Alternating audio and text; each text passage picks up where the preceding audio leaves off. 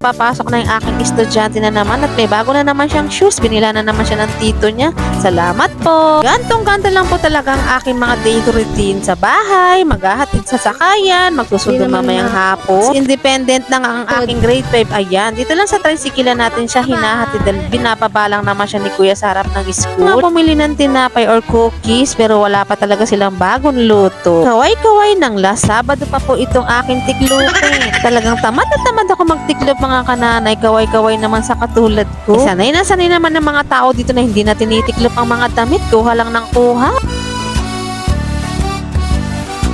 Gantong-ganto lang po talaga kaming mga stay at home ma'am. Pagpasensyahan nyo na po at paulit-ulit ang aming mga ginagawa. Gusto hindi namin mag-me time kaya lang